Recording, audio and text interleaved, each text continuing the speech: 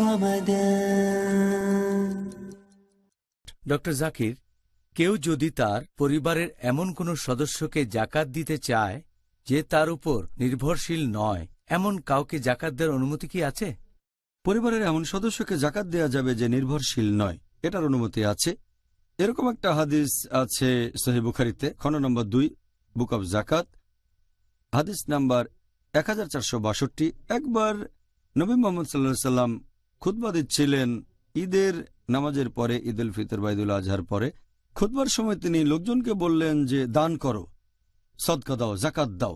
তারপর তিনি মহিলাদের উদ্দেশ্যে বললেন দান করো, জাকাত দাও। তিনি বাসায় আসলেন। সে সময় একজন মহিলা, যার নাম জয়নাব রাদিয়াল্লাহু আনহা, তিনি নবীর বাসায় এসে তাকে জিজ্ঞেস করলেন, আমি কি আসতে পারি?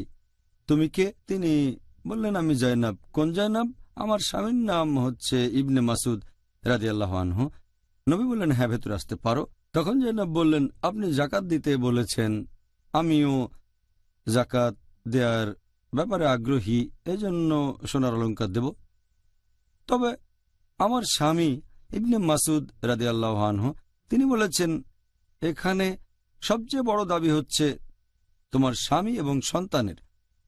নবী তখন বললেন, সে ঠিক বলেছে, তোমার জাকাতে সবচেয়ে বেশি অধিকার তোমার স্বামী এবং সন্তানের, তাদেরকে জাকাত দেয় সবচেয়ে ভালো।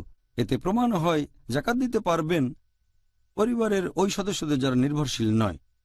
এছাড়াও আরেকটা হাদিস উল্লেখ আছে তিরমিজিতে, হাদিস নাম্বার 2583, যে গরিব লোককে জাকাত দেয়া এটা শুধুই বদান্যতা। তবে ঘনিষ্ঠ কাউকে জাকাত দেয়া মানে সুসম্পর্ক তৈরি করা।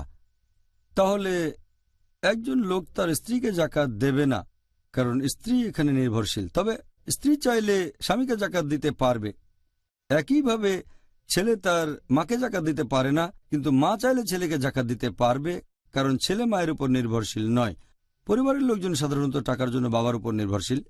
একইভাবে বোন চাইলে তার ভাইকে জাকাত দিতে পারে। আর এখানে যেসব আত্মীয় স্বজন নির্ভরশীল না, তাদেরকে এই 8 ক্যাটাগরির যে কোনো একটায় পড়তে হবে, তাহলে তাদেরকে জাকাত দেওয়া যেতে পারে পরিবারের মধ্যে যারা নির্ভরশীল নয়।